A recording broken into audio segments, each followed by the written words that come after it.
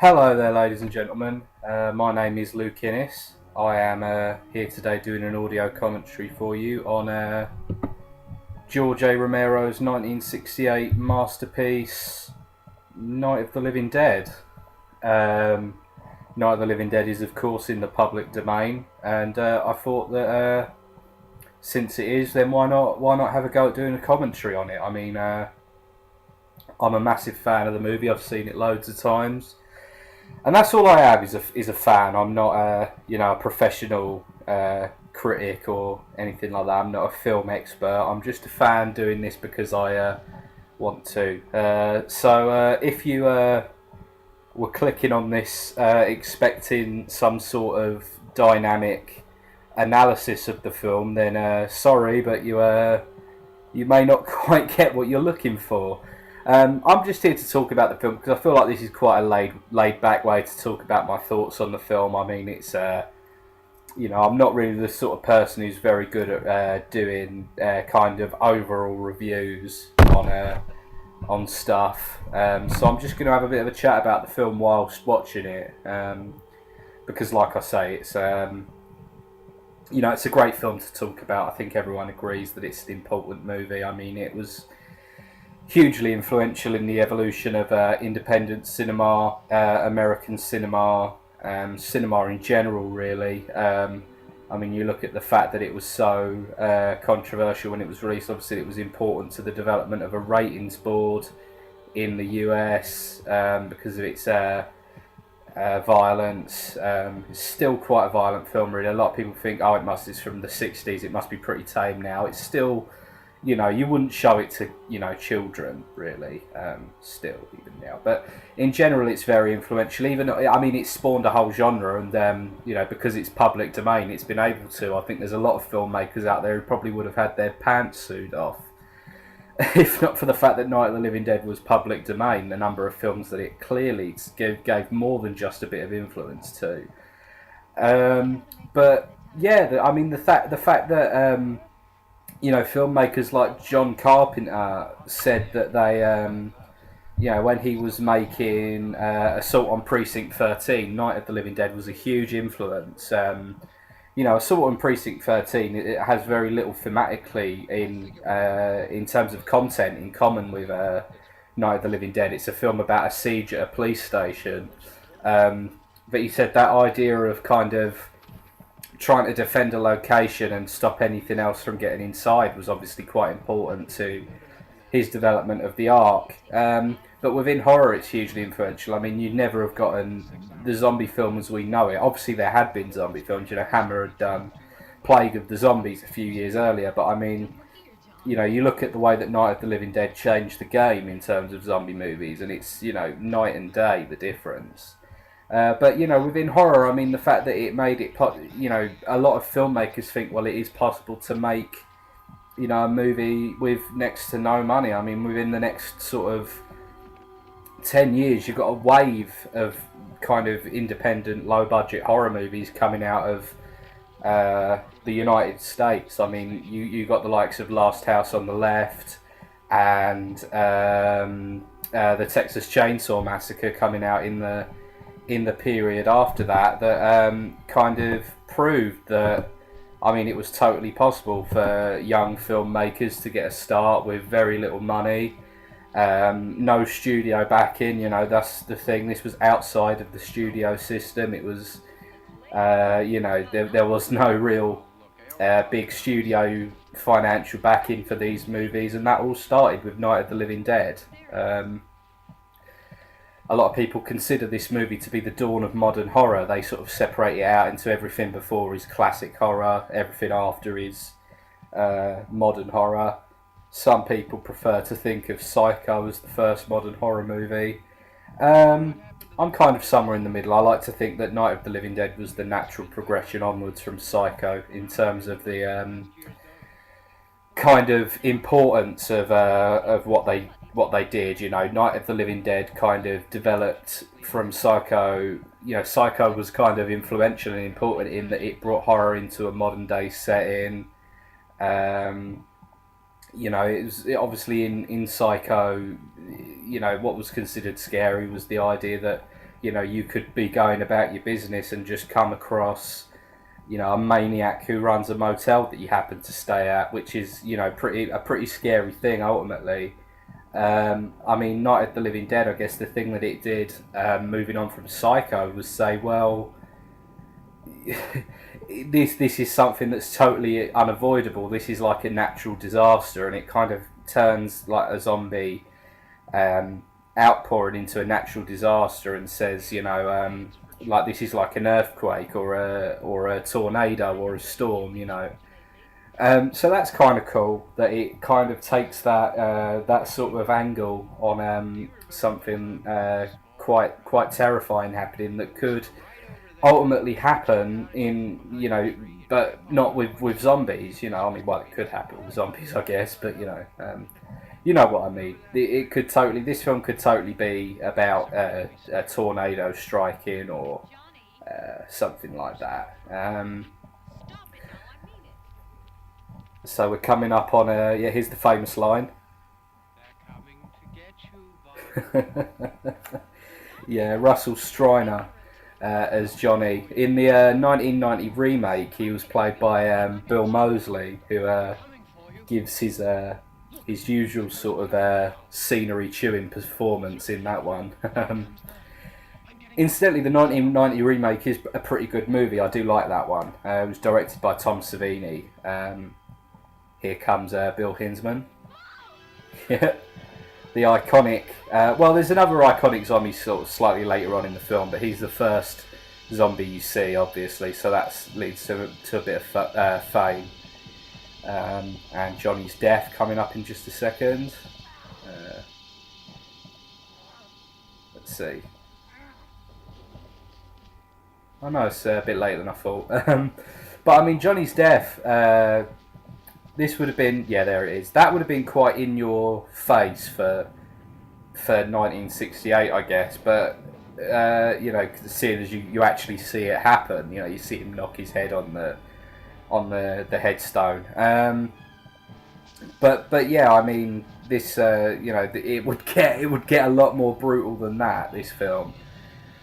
So I mean, I guess now we should move on to Barbara, played by Judith O'Dea. I mean, this is a problematic character.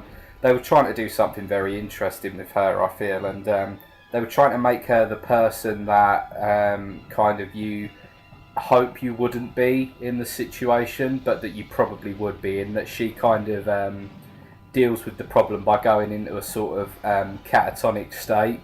Like she deals with it by sort of pretending that it's not happening and ignoring the problem and going into her own imaginary world. But kind of that came off more as like a sort of like stereotypical damsel in distress type deal. You know, there's sort of some quite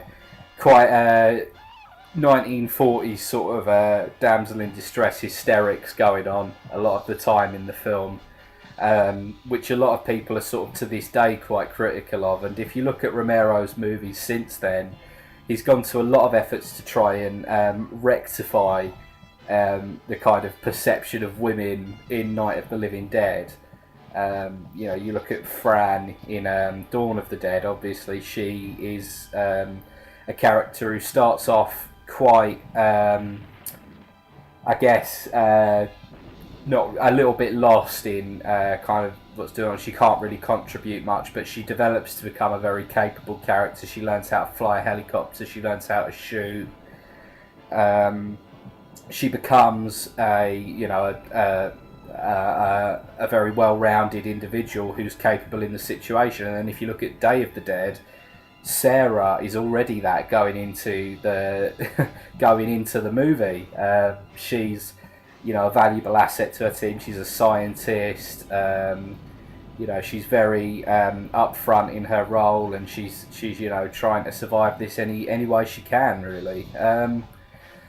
But yeah, no. Back to the Night of the Living Dead remake. I mean, that was the next movie that in the lineage after Day of the Dead was the remake of Night of the Living Dead, which Romero was involved in, the official one from 1990. There's been, obviously, because the film's public domain, there have been a lot of takes on it over the years. But the official one, they did a very interesting thing with Barbara in that they tried to sort of rectify the issues of the character and try to make her a more rounded character, a more three-dimensional character than the sort of scream queen type that she was. Of course, between 1968 and 1990, slasher movies had happened. You'd had the whole final girl craze, or trope, I suppose you could call it, had happened in horror cinema. And they tried to make the character a little bit more developed, and she kind of shares billing as the hero of the movie with Ben. I mean, even perhaps more so. I mean, she survives the movie and Ben doesn't, for example, in that particular remake. Although I kind of feel like it's a bit forced.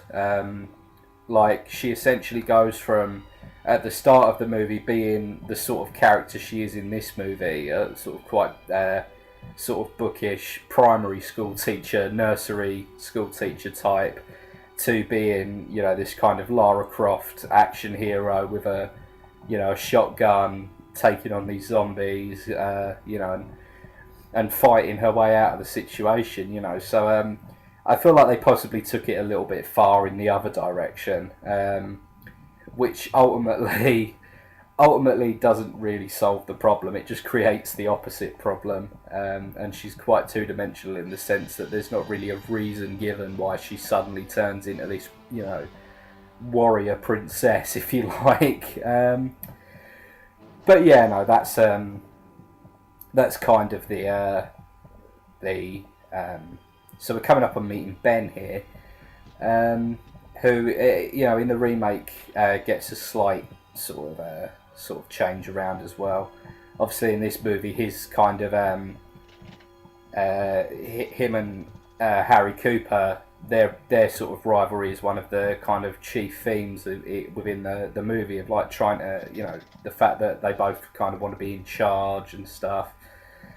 And that the remake sort of explores that a little bit more. It looks at, it gives a little bit more depth to the kind of the battle between them, and it shows that Ben isn't necessarily always right about things, which there is an element of in this movie. But like things like Ben smashing up the TV because he thinks Harry's trying to take it into the basement. And Harry pointing out that he wasn't, because you couldn't get reception in the basement anyway. Like, it sort of points out, it sort of like remodels the character of Ben slightly to make him, capable of error, which he is in this, but to a greater extent. Yeah, like I say, the remake is a very interesting movie. But then this is a slightly better, more interesting movie. There you go, that's pretty extreme. Even now, you don't often see a corpse in an extreme close-up like that. Yeah. So, I mean, we're kind of getting to see elements of the character Barbara would become here, I guess. And now we meet Ben, Dwayne Jones, the heroic character, I guess, in the movie. Casting a black man aside from him, it was an all-white cast in 1968. It was probably quite a brave move, I would imagine. Admittedly, I'm not American and I wasn't alive in 1968, so I can't give you any anecdotal evidence, but contextually speaking, I'd imagine it was just not the done thing back then. I mean, a great actor. It's got to be said. He played this role pretty superbly. I know that he was originally meant to be a much quite a simple hick, I suppose, in the original script, but Dwayne Jones just didn't want to play him like that. So as a result, he's quite sort of well-spoken, probably fairly well-educated man. Um, that's, I guess that's an interesting, that adds a dimension to the plot. I guess the fact that, I mean, the only black character in the movie is by far the most capable character in the movie in a in a period of some racial tension. I mean, you're looking at the era of civil rights was still a work in progress at this time. Um, so I mean, to have a black actor among an all-white cast and to have him as the lead is very well brave, I guess you could say. Um, but yeah, I mean, Dwayne Jones, fantastic actor. Didn't live long enough to see Tony Todd portray his famous character in the remake. Tony Todd was fine as Ben. He was, I mean, he does bear a slight physical resemblance to Dwayne Jones. But yeah, no, Dwayne Jones is the definitive Ben, I think. Despite his a couple of flaws, errors in judgment, some a little bit of unreasonableness a little bit later on, he is the hero of the movie. There's no two ways about that. I think everyone agrees on that. The zombies in this movie, I know that Tom Savini was initially meant to do the special makeup effects on this movie.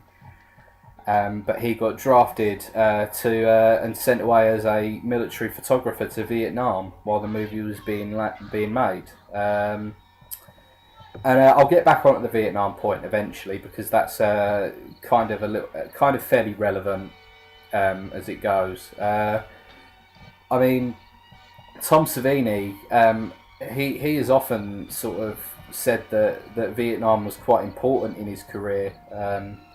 Kind of giving him that aptitude to kind of do much more gruesome and realistic makeup effects than he would have anyway. So I mean, perhaps that's kind of a blessing in disguise for Tom Savini, and it's given him, he has said that it gave him the education that he needed. So perhaps if he had done Night of the Living Dead, he wouldn't have been the acclaimed makeup artist he ended up being. I don't know.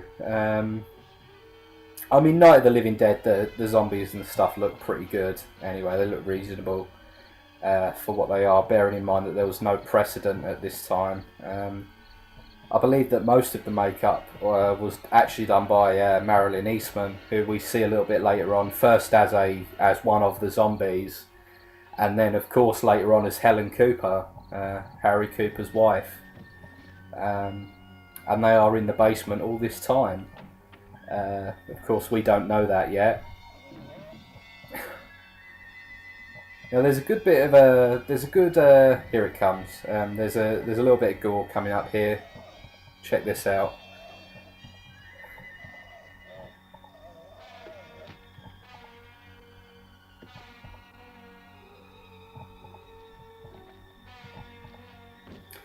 Yeah, that horrible noise followed by the head falling back. That gets me. That does. Yeah, generally speaking, I do really like the gore in this movie. It's quite restrained in a way. I guess at the time it was very confrontational and in your face. But I mean, the general tone of the movie starts shifting sort of towards the end. And it moves away, Roger Ebert commented on this at the time, said that it goes from being delightfully scary to towards the end becoming outright terrifying, which is a valid point. I mean, it does take a huge dark tonal shift towards the end. This movie's got an amazing tone and atmosphere all the way through. It really has. I actually would still argue that this is the scariest of the Romero zombie movies. I mean, I know that obviously Dawn of the Dead wasn't really meant to be a massively scary movie. It's more of a satirical piece. and to a certain extent Day of the Dead as well. But Day of the Dead is certainly more traditional than Dawn of the Dead, I'd say. And yeah, like I say, I still think Night of the Living Dead is actually the scariest of Romero's zombie movies. I think that the black and white helps, considering that was only done out of necessity, for the fact that it was a lot cheaper to film it in black and white than in colour. And that's probably, a great happy accident that, it got to the... the black and white is part of it that really gets to me. I think that adds to the atmosphere totally and makes it a scarier film than it probably would have been in colour. Which, might sound a bit odd because, in terms of the slightly more graphic content, that would, you'd think that'd be more extreme colorized, but yeah, maybe, I don't know. But like I said, the atmosphere of this film, the general mood is very intense. I think it's a combination of everything. The fact that these people are sort of trapped here. They don't really have anywhere else to go. There's a claustrophobic feel. All of that sort of thing combined with the fact that there's violence and death and all of that sort of thing just I guess exacerbates that to an even greater extent in this movie. As you can see, tensions are already hitting boiling point at this point in the film pretty early on. Barbara is quite a frustrating character. Ultimately, you wouldn't want to be stuck with her in the apocalypse. I don't think, or at least I wouldn't.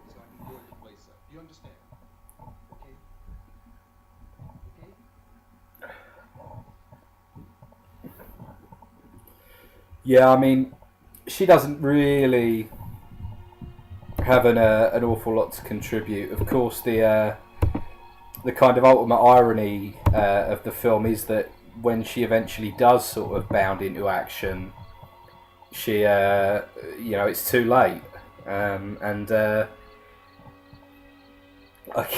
Obviously Johnny in zombie form arrives and that kind of takes her right back.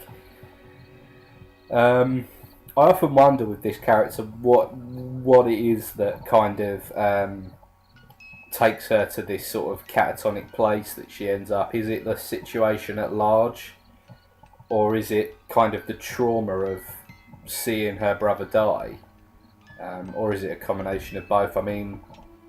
Obviously later on when she's telling Ben about what happened, she says we've got to go and find Johnny, and he sort of says, well, he's dead. You just said that he's dead. It's almost as if she doesn't understand, or has kind of blocked it out for some reason. So I really think that's an interesting thing, and something that there should be a little bit more debate about what is it that makes Barbara this way. You could argue there's an element of, that's only a mystery because she's quite underdeveloped as a character, which is probably true. That's a great shame. That's the only real problem with this movie, aside from the occasional deficiency and difficulty that such low budget filmmaking brings, such as the occasional moment where the effects perhaps aren't quite so convincing or something like that. That's the real problem with this movie, is that unfortunately it's kind of, and the fact that the story is told from Barbara's point of view really as well, if you kind of think about it, that makes it kind of a shame that she wasn't a more developed character. I know I'll probably go on about that a little bit through the course of this commentary, but it is I think a perfectly valid point, and it's an important point to discuss. When you look at the as I said before, the remake kind of proves that Romero probably felt a bit bad about it, because that was obviously the most major change in the script.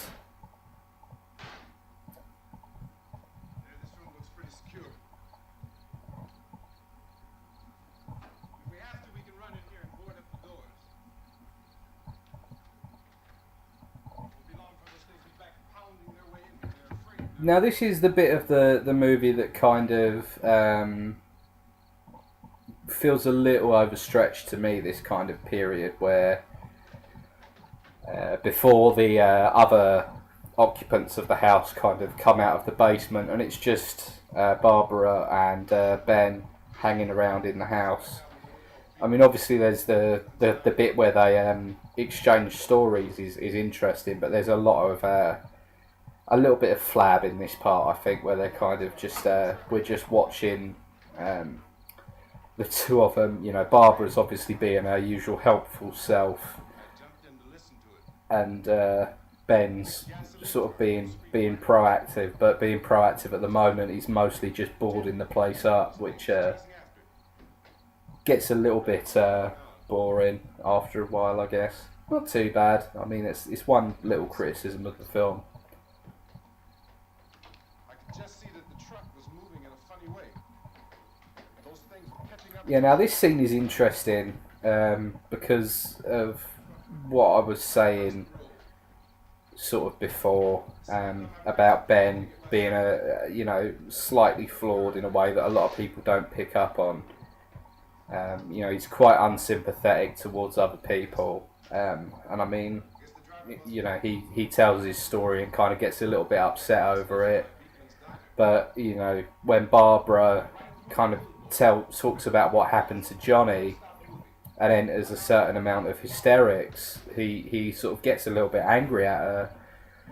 And I mean, he doesn't seem to have much sympathy for the fact that Harry and Helen's daughter has been attacked. Ultimately, that might just be because he doesn't really like Harry that much. I mean, there are good reasons for that, but I just think that Ben, that's his big flaw as a person, is he's very unsympathetic. It's kind of a more, that kind of is kind of the point, though. The point is that no one in this situation is perfect. It's more about being right than survival. A lot of the debate in this movie, which is interesting because a couple of the characters who arrive a little bit later on, who are kind of more reasonable, get kind of shouted out a little bit. So I'll talk about that when we get to it, though. I mean, right now they're telling their stories, obviously.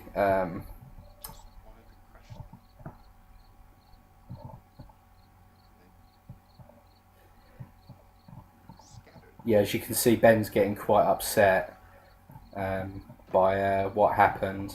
But he doesn't really tolerate it when Barbara does the same, although admittedly she does take it a bit far, I guess. But I mean, perhaps you could tell me your thoughts on what I was saying before in the comments section. Do you think Barbara is kind of, acts how she does because of the situation, or do you think it's a reaction to seeing her brother die, which she kind of doesn't accept, as I say? I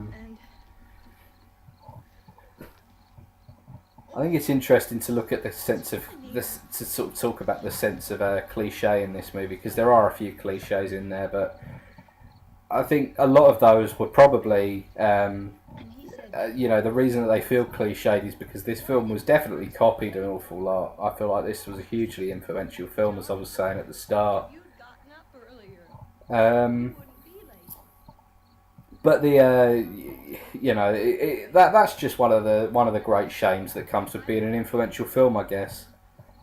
I feel like a lot of people probably look back on this film and sort of don't get what all the fuss is about. But if you read up on your history, this predated pretty much everything.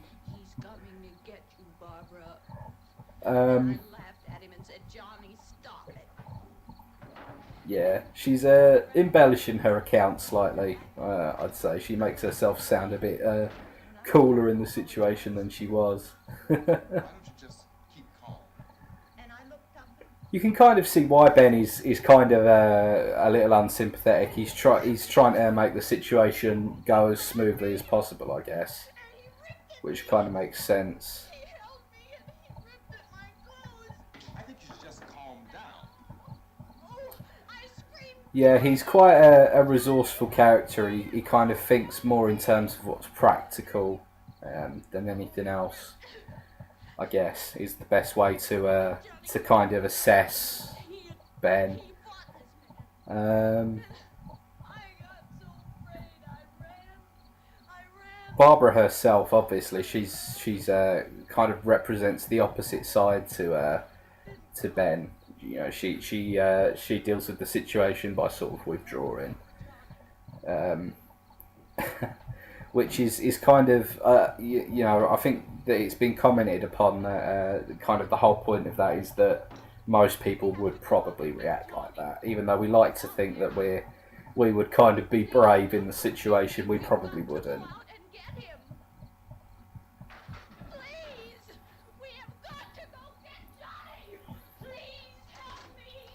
Yeah, it's kind of, you know, at this point that this is, you know, kind of they're kind of implying that obviously she's you know, kind of lost the plot a little bit. You know, she's saying that he's not dead when she saw him bash his head on a gravestone.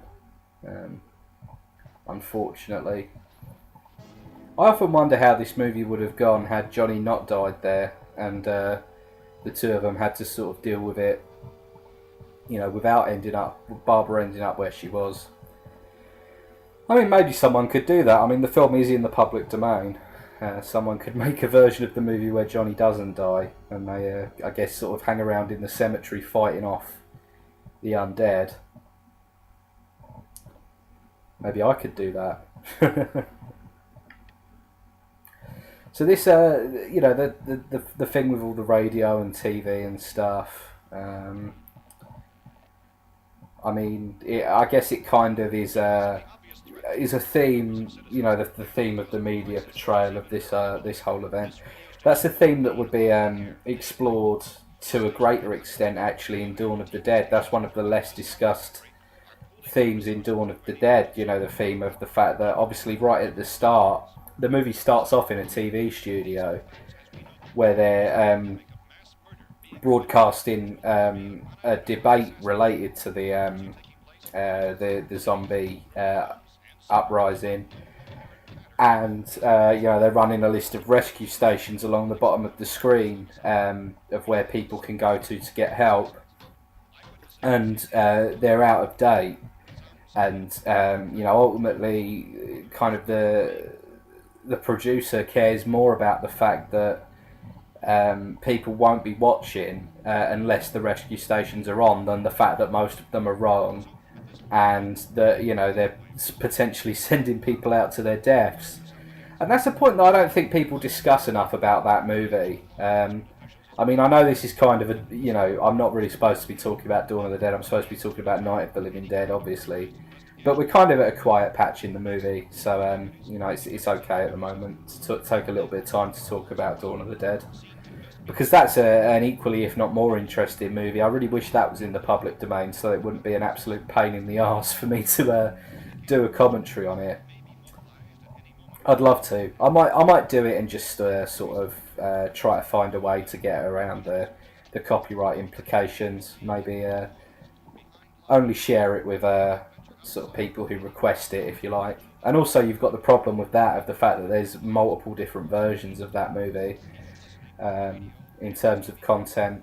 I mean, you know, there's the theatrical cut, the extended cut, the European cut, everything. You know, there's multiple different. There's different censored cuts of the movie. I mean, when it came out in this country, the UK, it was censored.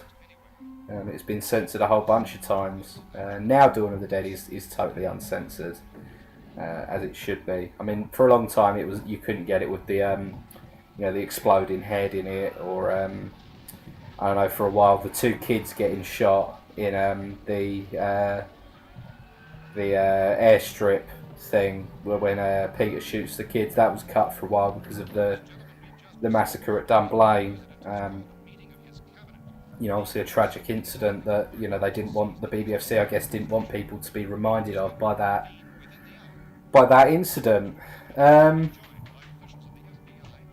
This is kind of the point in the movie where I guess they kind of this is still really all set up for kind of the main crux of the movie, which is the debate amongst the people in the house as to what is sort of the best course of action to take.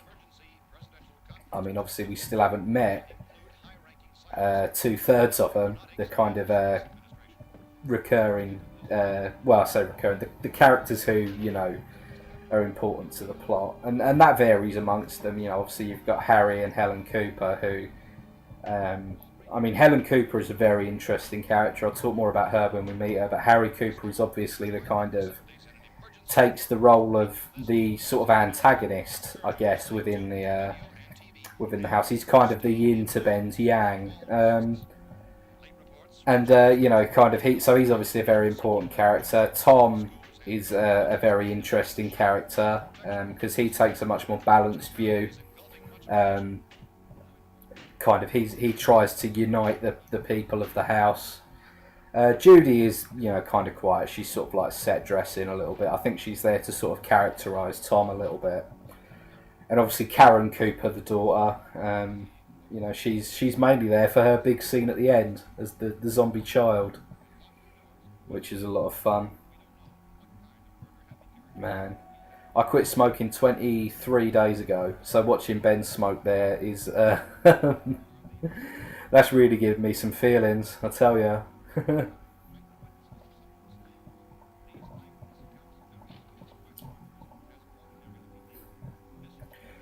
This is one of those movies that I really, I couldn't tell you when the first time I saw it was. It feels like I've always known this movie, which I know that I haven't. I would have seen it as a teenager for the first time. I guess it's just this story feels such a part of folklore. In a way, I guess it's kind of appropriate that it became public domain because there's a ultimately it is quite a universal story.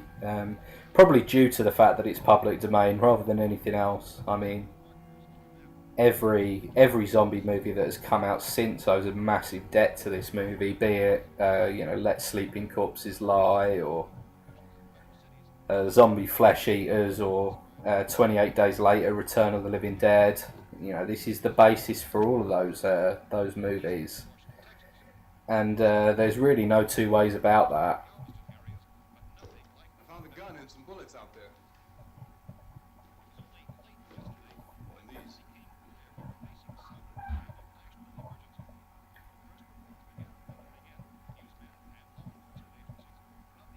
Is boarded up pretty solid now.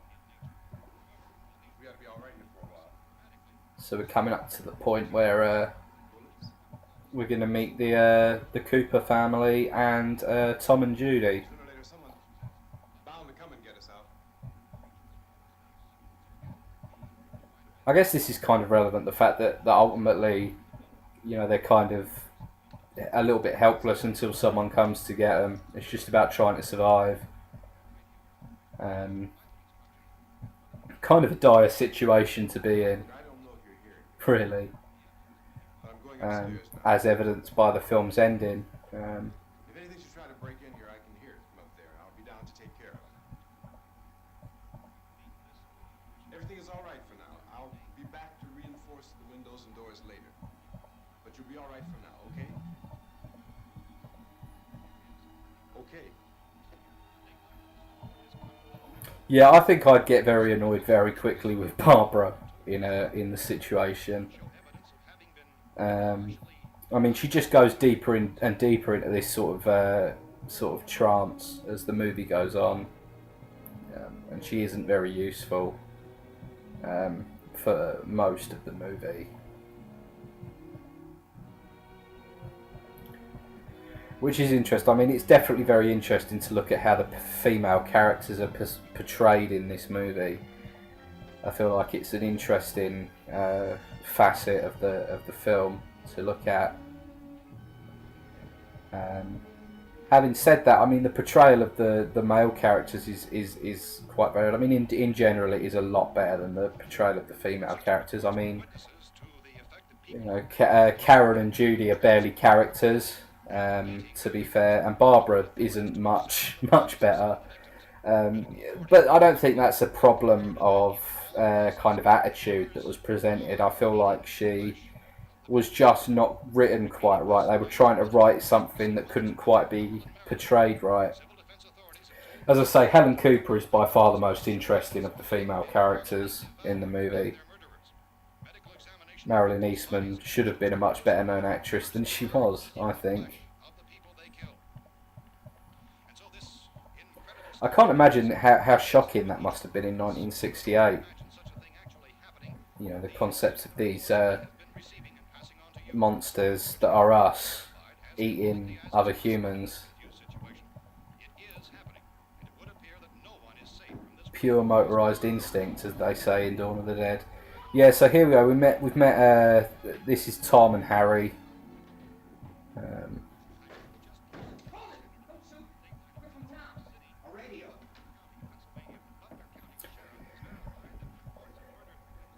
Now, Harry's role in the film is kind of he's kind of the annoying arsehole of the movie.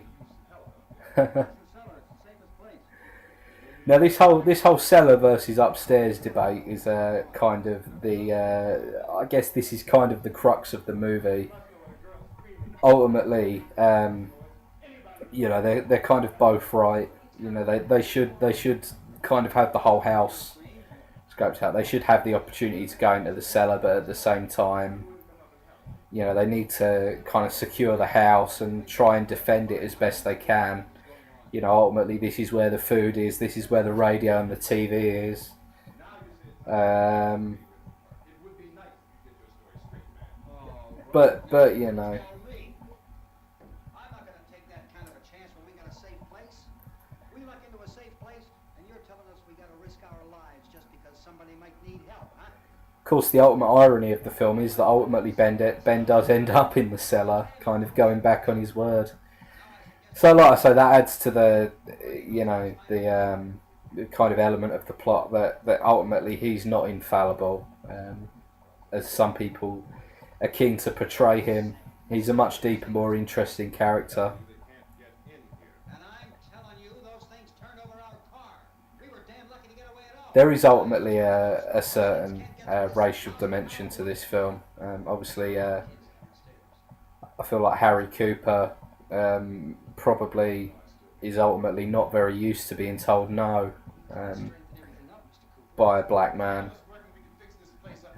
You know, you look at the nature of, you know, Tom obviously calls him Mr. Cooper. He's a younger man, and he's kind of a lot more reasonable than him. You know, he's willing to listen to Ben. He's willing to try and help Ben, even though obviously Ben is black. I feel like that's possibly a comment from Romero on the subject of racism in 60s America, perhaps. I mean, you know, we are looking at a horror film of the love generation, I guess. That sounds slightly weird considering it is quite an in-your-face confrontational sort of movie, but that's just how I see it.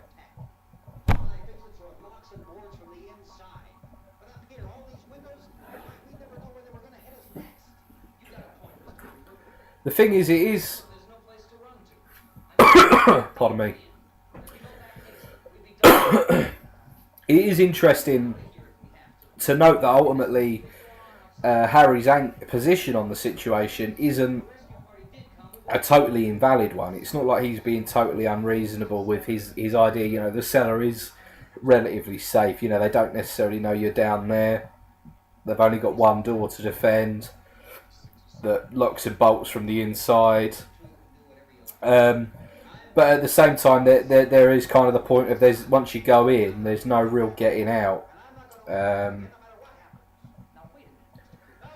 But you know, he is very unreasonable. I mean, you look at the fact that obviously, you know, there is a third option that they don't kind of consider. They don't consider the fact that You know, they could just leave the door open and then go into the cellar as a last resort. That's not something that they even seem to consider.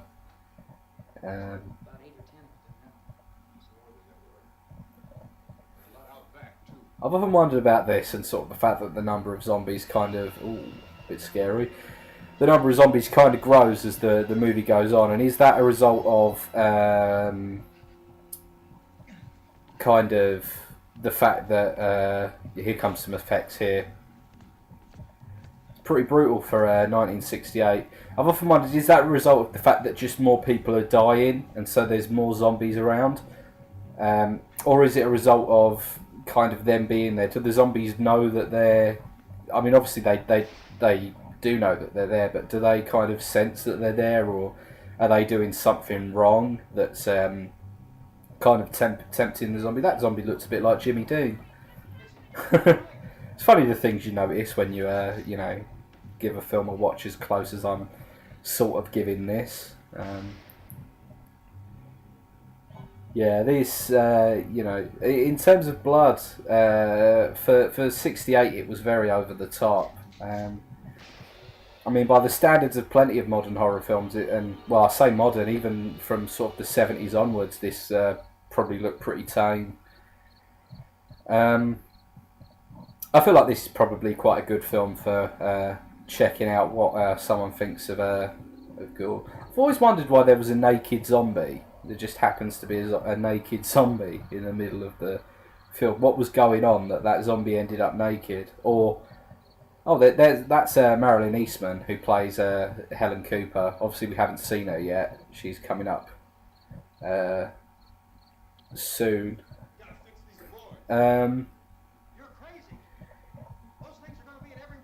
But yeah, no. Like I say, in terms of the gore, I mean, yeah, it's. And considering it was pre-MPAA, obviously, you know, there was no kind of advisory body for parents. I mean, I would imagine that the film probably wouldn't have gotten. Well, it might have gotten an R rating, but I'd be more inclined to say that it might have been an X movie. It was an X movie in this country, but X means something slightly different, or meant something slightly different here. It's basically an adults only category that is enforced, by the way, under 17s not permitted. But it's not as strict as an NC-17 or whatever. You know, it can still be advertised and stuff. And I mean, I admittedly I don't know for sure, but I mean, I would imagine that there was a chance the movie was probably cut for its cinema release in this country. But like I say, I don't know that for sure. I mean, as I say, this was pretty intense for the late 60s. I mean, there had been bloody movies before it, of course. You know, Blood Feast was 5 years earlier. And that's far more bloody than this, but you know, that even that kind of had a bit of a sense of frivolity about it. You know, when you look, and plus the fact that it's not a very good film. You know, you combine the fact that obviously Night of the Living Dead is a very, very good film that you know, contains a lot of blood and gore and has a really dark atmosphere that quite a repressive atmosphere. Ultimately, you know, you do feel quite trapped by it, which the best movies of this sort, you know, have that effect. I mean, you know, I'm not. It's a movie with an awful lot of problems, but Last House on the Left certainly gives you that feeling of being trapped in a situation. Or the Texas Chainsaw Massacre, you definitely feel quite trapped by that movie. Now here's Helen Cooper, played by Marilyn Eastman. I'm probably going to say this multiple times, but she was a beautiful woman. You can see that here. Now she makes one of the more interesting points in the movie, where she points out to Harry that ultimately it seems to be more important to him to be right and everyone else to be wrong than to do what's best for kind of the survival of the people in the house, including his wife and daughter. Um, it's a real shame that she's sort of a background character, really, because she does have that kind of interesting angle that she could bring to the table in sort of the debate of what's going on here, but she sort of just doesn't. She's kind of, she takes a bit more of a back seat,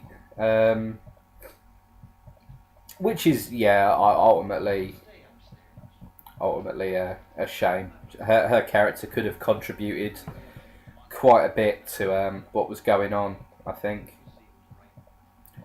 So yeah, Carl Haldman and Marilyn Eastman, they actually got married a few years after this film was made. I believe they were already a couple at the time the film was made. And I believe that they stayed married up until his death a few years ago, which is nice, I guess. I do believe. I also Kyra Sean, who plays Karen, is Carl Hardman's daughter from a previous relationship, I believe, which is interesting. Yeah, I think Marilyn Eastman, Helen Cooper, is probably my favourite character in this movie. She's definitely the most interesting character, I think. And yeah, as I say, she was the makeup artist on the film, or one of the makeup artists. Whether or not she was credited, I can't remember, but any source you look at will tell you that she was. Whether that was an unofficial thing or what, I don't know. Yeah, I definitely think that a lot of Harry Cooper's kind of neuroses and problems stem from the fact that he's just not used to being told no by anyone. Not a black guy or a woman or anything, white middle class man, Let's go up. Tom?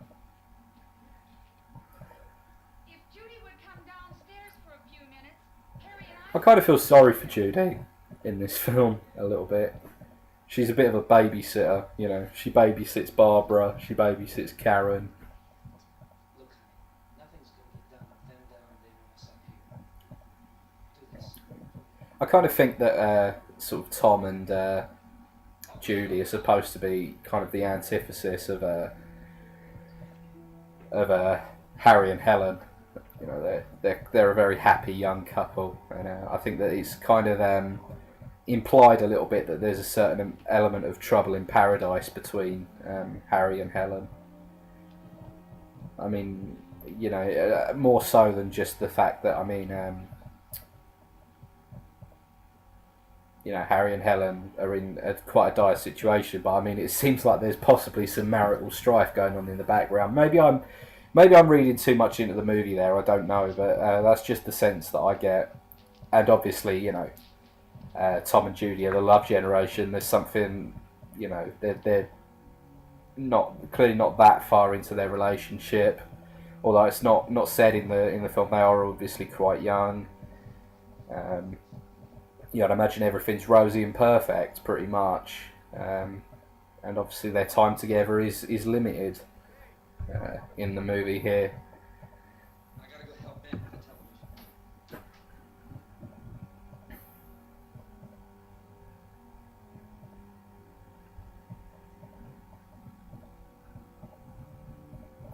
Great acting, body language wise. A lot is said in that shot that isn't really.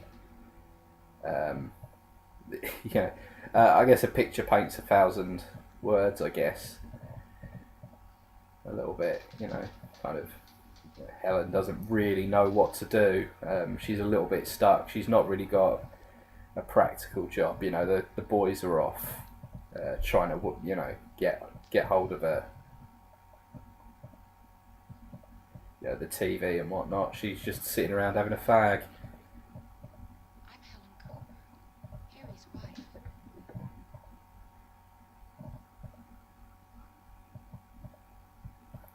wife.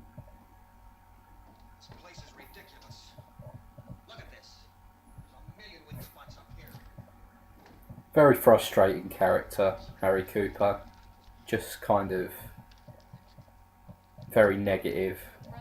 Doesn't really have an awful lot to.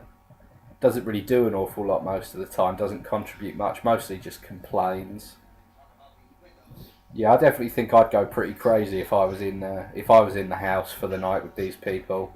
That's how much good these windows are. I'd definitely, between having Barbara being catatonic and weird, and Harry being a dick.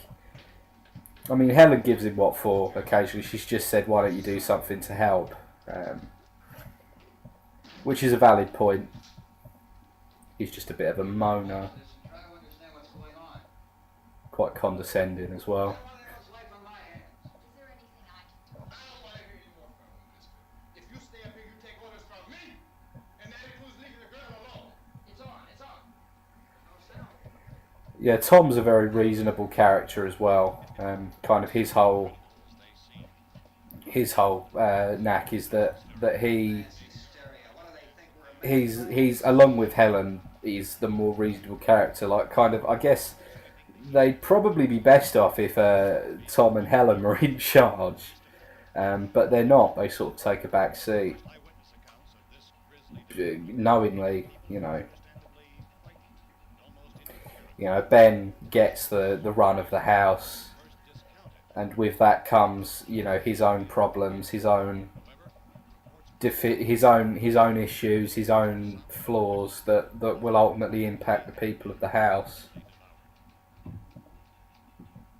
think we have some late word just arriving, and interrupt to bring this to you. This is the latest disclosure and a report from National Civil Defense Headquarters in Washington. It has been established that persons who have recently died have been returning to life and committing acts of murder. Widespread investigation of reports from funeral homes, morgues, and hospitals has concluded that the unburied dead are coming. It's an awesome concept for a monster to zombie. I definitely think so.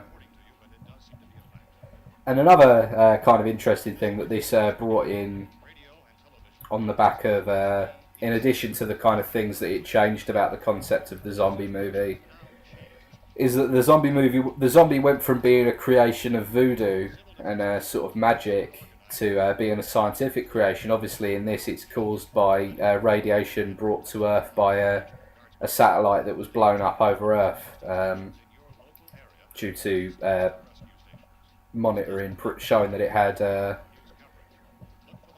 large amount of radiation with it, I guess. And I mean, that's an interesting thing as well. You've got to bear in mind that this was during the space race. This was before man landed on the moon. There was still very little known about space. I mean, obviously, Yuri Gagarin had been into space at this point, but I don't think anyone, obviously, Neil Armstrong hadn't walked on the moon yet. So, I definitely think that's, that kind of that would add a little bit of paranoia to the idea of this being some sort of force from space. But that change would go with the genre everywhere pretty much after this. I mean, it's kind of implicit in the future Romero movies that it's the same thing that kind of has caused that, in the sort of logical successors. And I mean, that is sort of established as the cause in a few other sort of homages. Shaun of the Dead is the cause is something similar. In Return of the Living Dead, it's an ash cloud. I believe, I seem to remember, or is it some sort of toxic gas or something?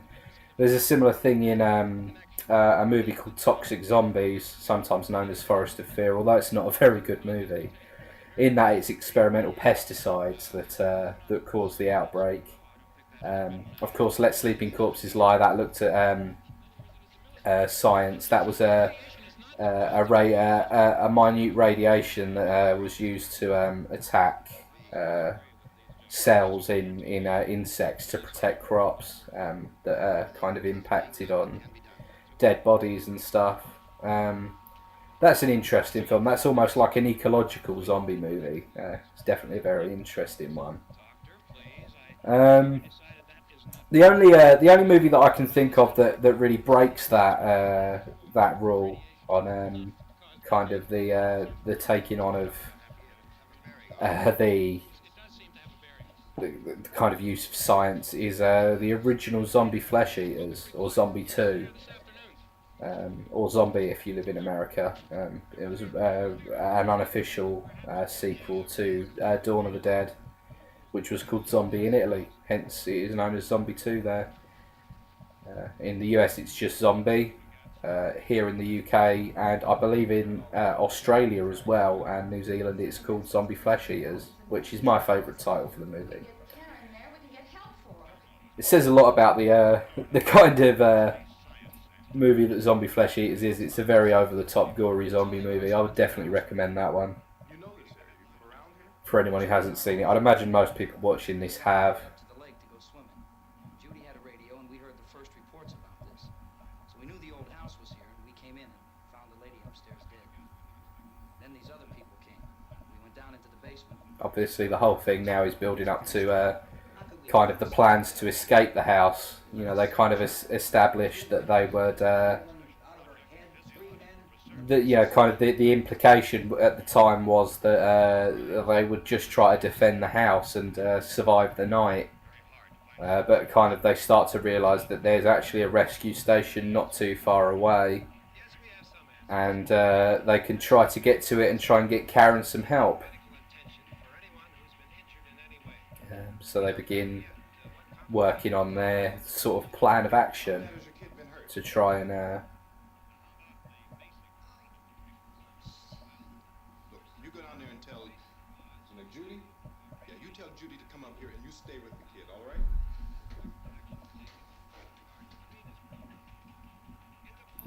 obviously that leads to some of the very intense action scenes with the truck exploding, etc. slightly later on in the film,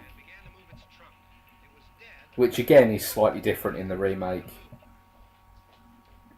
but I'll talk about that when I get to it. Did she ask for me? She had to do I don't understand. Baby. It's Mommy. I heard. Yeah, again, Karen's kind of a secondary character. She's kind of the, I guess, threat within the house. Obviously, we all now know that anyone who dies will become a zombie, and the kind of there's like an infection style thing going on with the bite, but that would not necessarily have been common knowledge in the late 60s. Much like we all know that destroying the brain or severing the brain from the body is the way to kill a zombie now. That was not necessarily common knowledge in the late 60s. As I say, this film basically wrote the folklore when it comes to zombies. Hey, there's a big can of kerosene down there. I'll see what I can find. I'll look for the bottles. There's a big key ring down there. Maybe a key to the gas pump on it. It's one of the only helpful things Harry says in the whole movie. Meantime, a couple of us can go out and try to get the gas and come back to the rest of the people. But that'll leave a door open someplace. Yeah, that's right. Better be this door. It's closer to the truck. Before we go out with the supplies, we gotta get the cellar door. While we're gone, the rest of you can hold up in there. I found some fruit jars in the cellar. And there's a key on here that's linked to the gas pump out back. I'm not really that used to the truck. I like it abandoned. I can handle the truck, no sweat. Yeah, see, now I kind of think one of the more interesting things about Tom is that ultimately he's one of the more capable people in the house. He's obviously got the fact that he's perfectly good at driving a truck to contribute to the escape attempt. After you toss the cocktails, you hustle back down here and lock But I guess his character's big weakness is that he's slightly overzealous. I think he has a tendency not to entirely think things through in the moment. Obviously, we all know how he meets his demise, and ultimately, I feel like that's kind of evidence of that. I often wonder where Harry got the bump in his head from. I feel like someone needs to make a prequel on the events leading up to this. I'm told that I've read that apparently George Romero's son is making a prequel movie to Night of the Living Dead, but not much is. I don't really know an awful lot about it. I mean, I feel like, I'm wondering, is it set immediately before, or is it a bit of time before, or what? I don't know. All you get is a recorded message. It'd be a shame if it doesn't have many zombies in it. I mean, in general. I mean, I know this film ultimately there's a lot of screen time where there are no zombies. I mean, there's been a lot of time has passed now with no zombies. But I mean, I feel like, kind of a film that just sort of like tells the story of what happened leading up to it could go either way. It could be very interesting. It also could take away some of the mystique Television said that's the right thing to of the this movie. I don't know. Come on, honey, you're starting to sound like Mr. Cooper now. That's a diss. I know how to handle that truck, and I can handle the pump. Ben doesn't know anything about that stuff. Yeah, Judy's quite hesitant. We're safe in here. For how long, honey? We're safe now. Tom sort of recognises that there's something has got to be done. Like I say, that's his sort of character. He wants to get things done, and he is one of the more reasonable people. He's willing to kind of listen, which sort of Harry and Ben are less inclined to do. He's willing to listen to other people's ideas. He recognises that the cellar could be a useful place. It's probably the place where they're safest from getting hurt, but at the same time there's no way out. So he's got that going for him. And as I say, the trouble is that he's, ultimately he doesn't think everything through, and that leads to his inevitable demise. Boy, you're showing no use at all, are you? We've got work to do. And you...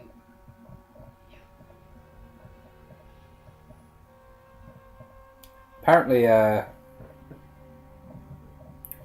Judith Ridley, I believe the actress's name is. Apparently she's in Romero's follow-up film, but to be honest, I've never seen it. It's called There's Always Vanilla or something like that. I can't quite remember. She's right. But like I say, I haven't seen that movie. Then we can all leave. Oh, I'd like to leave. Yes. Barbara being her usual helpful self.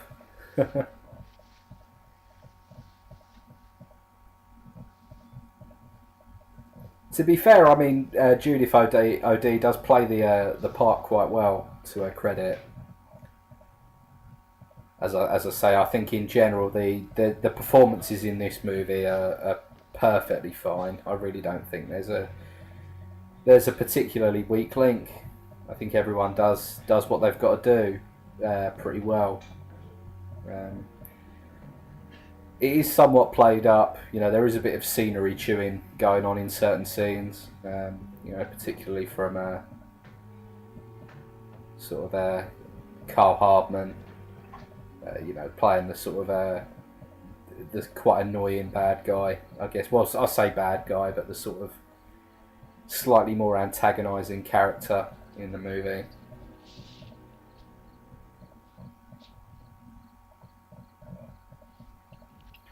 I mean, like I say, this is quite an uncharacteristic piece of involvement from Harry Cooper.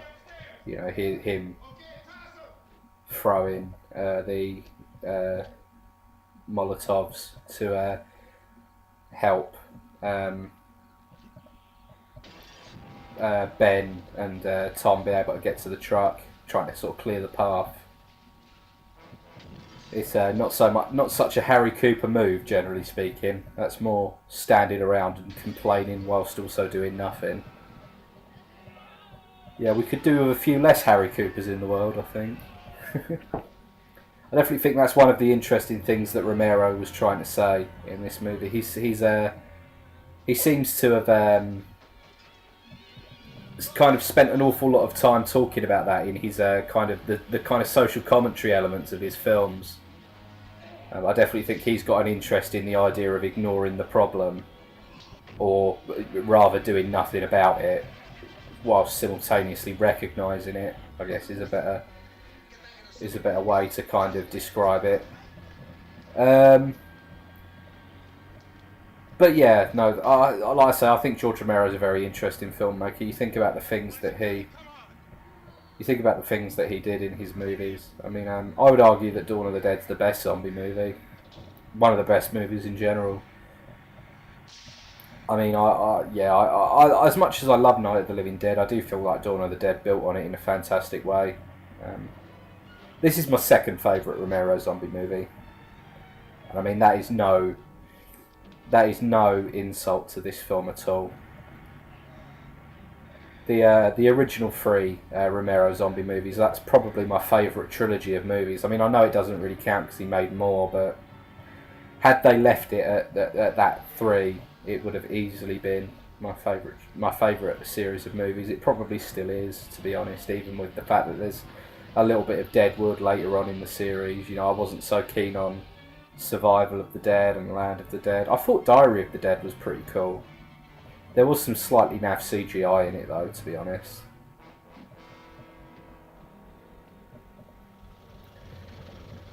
Yeah, overall I think most people are pretty sick of found footage now. I think it's good when it's done right, and it's in the hands of a filmmaker like Romero, who's very, very adept and talented at what he does. But I mean, silly Tom. But I mean, like, you know, in the hands of kind of younger, more inexperienced directors, I feel like it can go either way. I think the reason that it's so popular is that it is a pretty cheap way to make a movie. You know, Blair Witch Project proved that. That's a great movie too. You know, for what it is, I mean, it's very, very scary, that movie. You know, the final scene of that movie is really unsettling, I've got to say.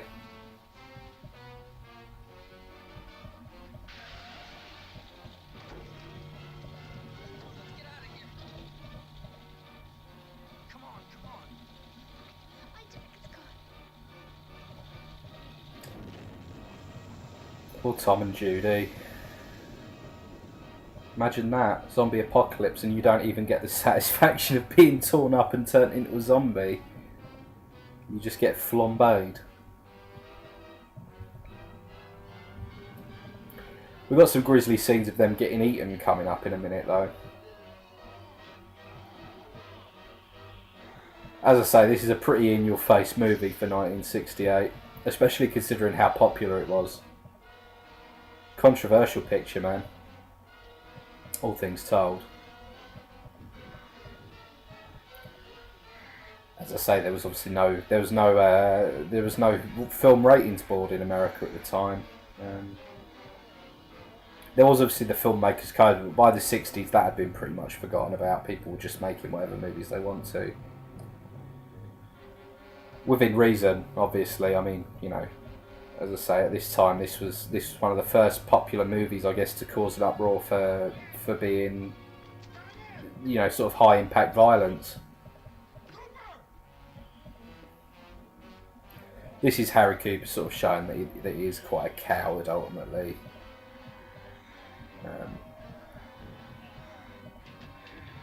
You know, once he knows he's definitely safe, he's not willing to risk anything. Which is, and I think, an unfortunate reality of humanity. There's very few totally selfless people. It's kind of the point that Romero's making. I feel like Harry sort of represents more of the old world, the world that kind of, I guess, Cooper was criticising. You know, the zombie uprising is sort of the world trying to sort of uprising and swallowing the old world. You know. Not the best stage fight in there, but it's good enough, I guess. I love this line. Coming up just here.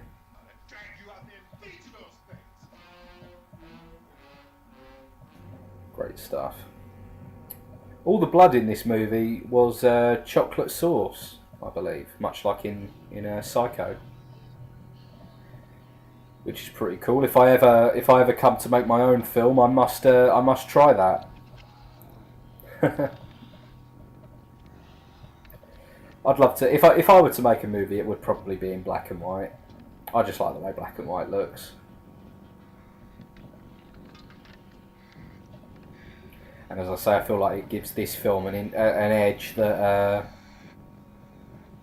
kind of the other Romero zombie films don't necessarily have, although they are scary in their own right, most of them. This one I feel is still the scariest. You know, this sort of last half hour of the movie is yeah, really, really something. It's gross, isn't it? Obviously this is you know, the Texas Chainsaw Massacre was about cannibals, and even that didn't really show anything that was kind of obvious cannibalism. It was implicit, but it wasn't really shown as such. I'd love to do a commentary on some other horror movies. Obviously, as I say, I love the Texas Chainsaw Massacre. I'd love to do a commentary on that, but it's not public domain, so it'd be tricky to do.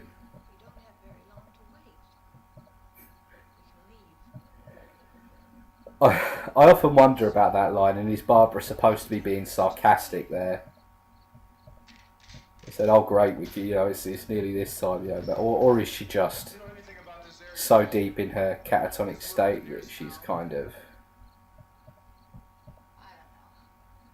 struggling to reason with the world around her? Just trying to get to a motel before dark. You said those things turned your car over. You think we can get it back on its wheels and drive it? Where is it? Seems like it was pretty far away. Seems like we ran. Forget it. It's at least a mile. Johnny has the keys. You're gonna carry that child a mile through that army of things out there? I can carry the kid. What's wrong with her? How'd she get hurt? One of those things grabbed her. Bit her on the arm.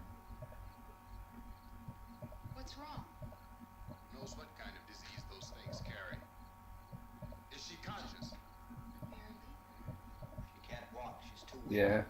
So I mean, obviously we know that that's a bad thing, but that would have been You're gonna turn it over by yourself? You can't start the car. something of a mystery at this time. People didn't necessarily know that because there hadn't been a myriad of zombie movies yet.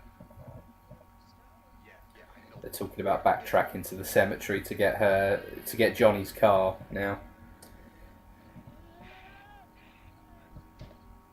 If it's even still in if it's even still functional. I mean, surely if it was, Barbara would have continued driving it.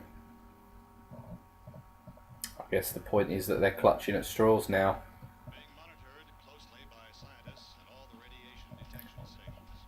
But that kind of makes sense that they would be at this stage. You know, 2 of their number have just been flambéed and eaten. Situation remains.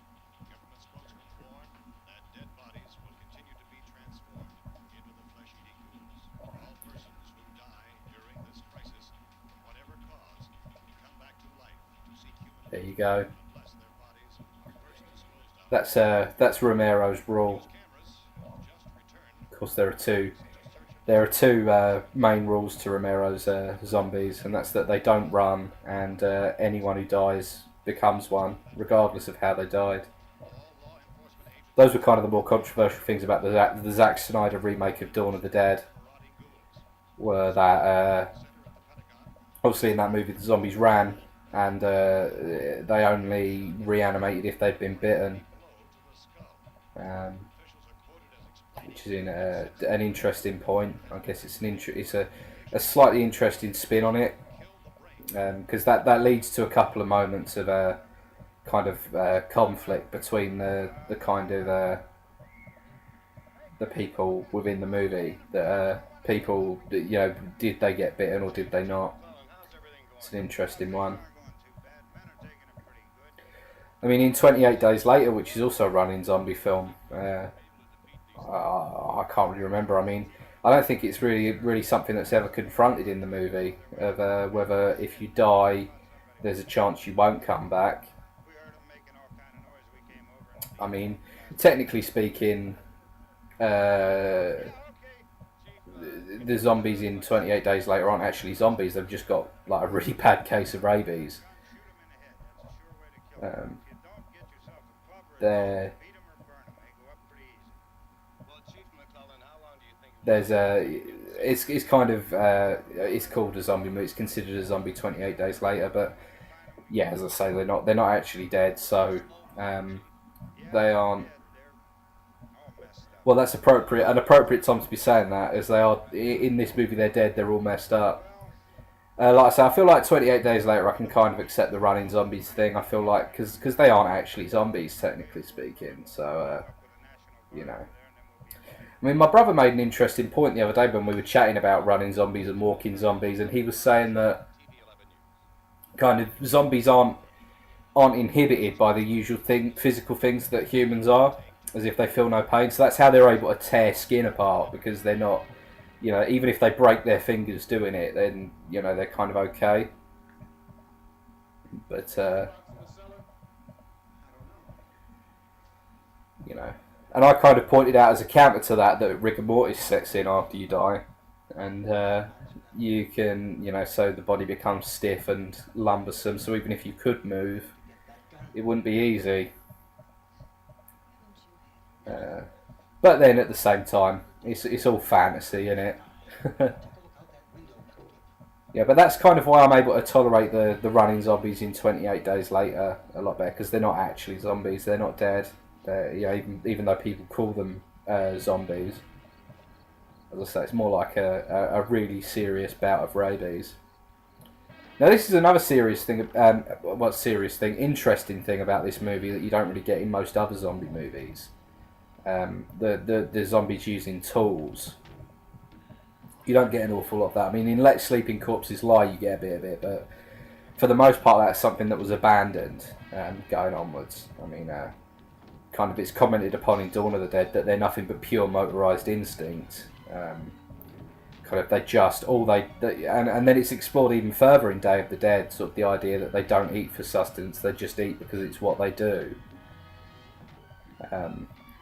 Obviously there's the famous scene in Day of the Dead where there's Dr. Frankenstein. I've forgotten his actual name.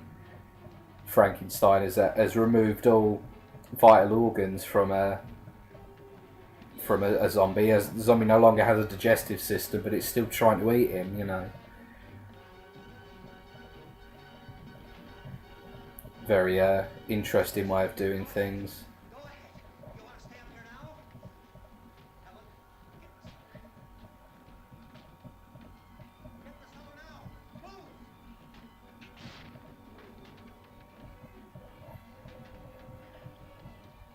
Ben taking control of the situation.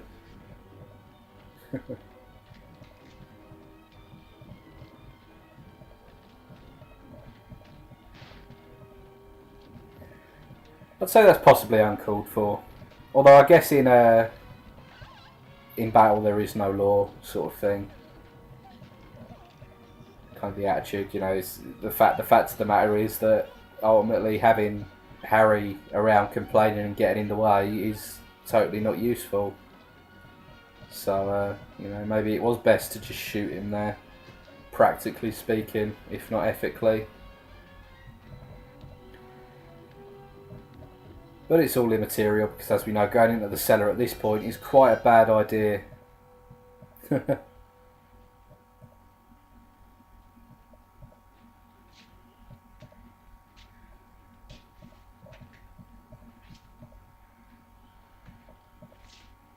Lots of handheld camera work in this movie. It's very interesting to see. Kind of gives the movie a bit more of a kind of spontaneous feel, that it isn't very cinematic. I mean, it still is quite cinematic. I mean, it's well put together in that way. Obviously, movies like Texas Chainsaw and Last House on the Left, they feel like watching documentaries when when you actually watch them. And here's what I was saying about Barbara manages to kind of spring into action, but it's kind of too late. Gruesome.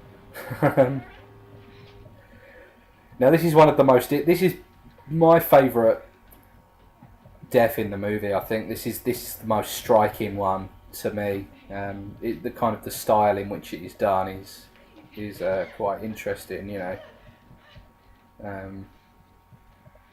Obviously, it's not too often that you see zombies commit their sort of murders with tools. That's something pretty exclusive to this movie. And some great sound design and Foley here. I mean, that sound effect of the trowel stabbing into Helen sends a chill up my spine.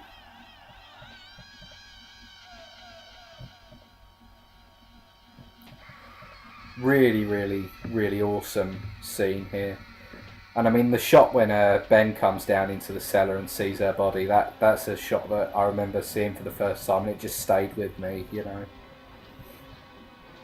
So like I say, that's one of the most striking moments of the film for me. One of the most interesting scenes. It's Johnny. I definitely feel like, you know, as the film goes on, I'm sort of thinking about it, and I think that possibly her sort of her weird state that she goes into is more due to Johnny's death than anything else. Sort of trauma as a result of that, because as you can see there, when she sees him as a zombie, she's instantly back to that place.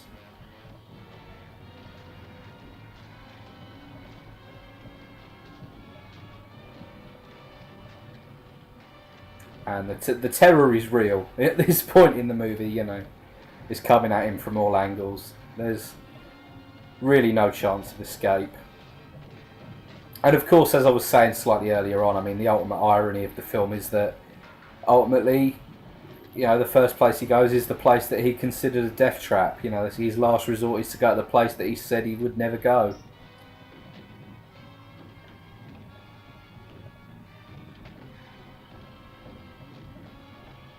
As I say, Ben is a slightly less infallible character than some people see him as. I mean, yes, he is the hero of the movie, but, you know, he makes mistakes. To an even greater extent in the remake, as I said earlier.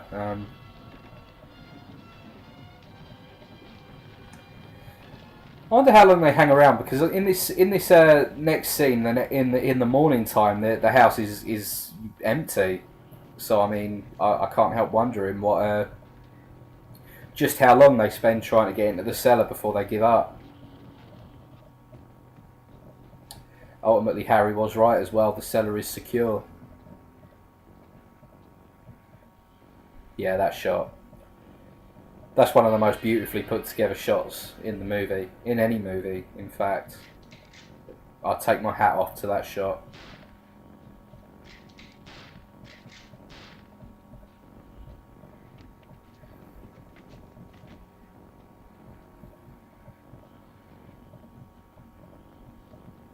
I find it strange that Ben's so traumatised by having to shoot Harry there, actually. I mean, he's already shot him once before, no problems.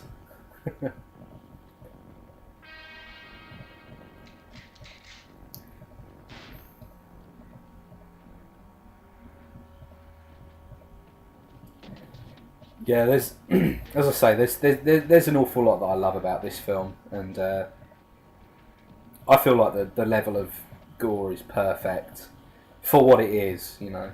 And then I feel like the level of gore in Dawn of the Dead is perfect for that film, and that's an extremely gory movie. Or, you know, altogether, there's huge amounts of gore in Dawn of the Dead, especially compared to this.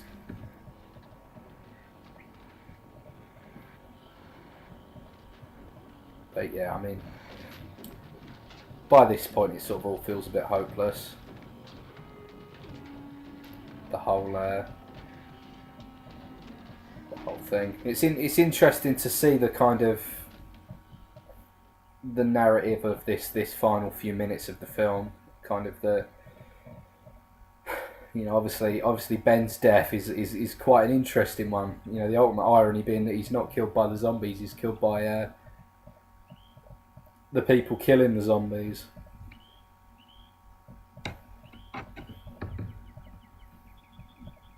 It's, you know, serenity after all that's been going on. Birds chirping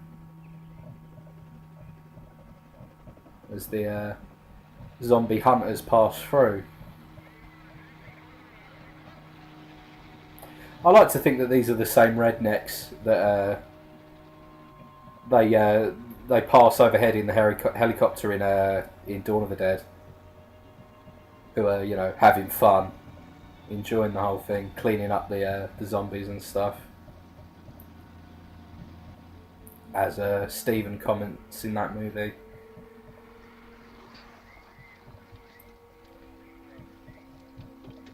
You know, obviously, Dawn of the Dead is sort of set during the next stage of the zombie apocalypse. It's kind of past the point where it's just starting, and is into the point of which at which they're kind of trying to deal with it on a more global level, I guess. And then in Day of the Dead, it's moved on to the point where the apocalypse is basically over. Humanity is 400,000 to 1 outnumbered by zombies. But this is, yeah, back at the start. I mean, it's interesting that this film ends on such a quiet note. I mean, the movie's, you know, the movie is climaxed by this point. This is kind of, I guess, rounding up the story. Yeah, Alsatians there. I love dogs. Not strictly relevant, but you know.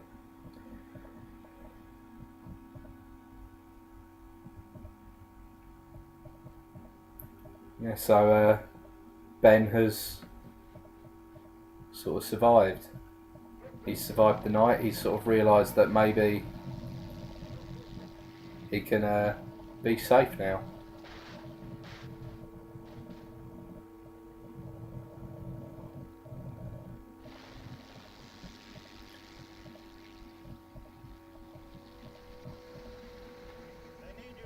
There's still a little bit of a chill going through this part of the movie. It's interesting, really.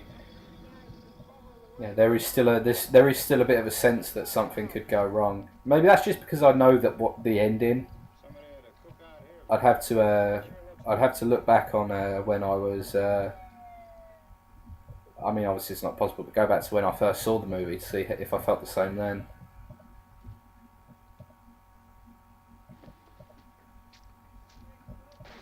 But I mean, even Ben is hesitant going up to look, so I guess that sense of foreboding is somewhat deliberate.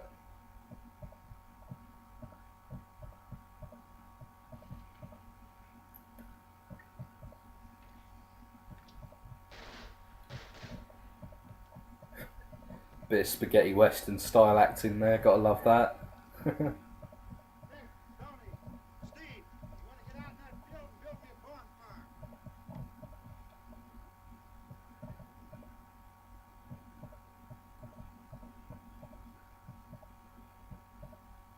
Yeah, there's definitely a lot of tension in this scene, it's got to be said. Going on up to the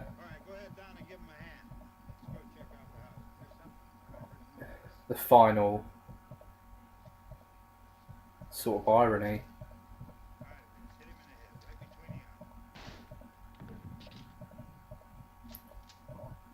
And just like that, all the whole story is irrelevant. I guess the point it's trying to make maybe is that no matter what you do, you know, ultimately in the end it's not that relevant. This final series of photographs to wrap up the movie, it's an interesting way to end, and the fact that they don't even want to touch his body because they think he's a zombie, they carry him away with hooks, you know, carry him to the bonfire. What a great movie. It really is. I mean, that's the reason that I wanted to do this. I wanted to be able to just talk about it, you know, casually sit and talk about it all the way through. and hopefully you could enjoy it, and maybe I could give you a couple of insights into things that you maybe hadn't necessarily thought about in the movie. But yeah, I mean, this is a great movie. It's kind of entered into folklore as a fairy tale as much as anything else. I mean, Joe Pilato from Day of the Dead commented that he thinks it's kind of relevant that the movie has gone into the public domain, given that it's become a universal story. Of course, you've got to wonder if that's a bit of a chicken and egg debate. You've got to wonder which one came first.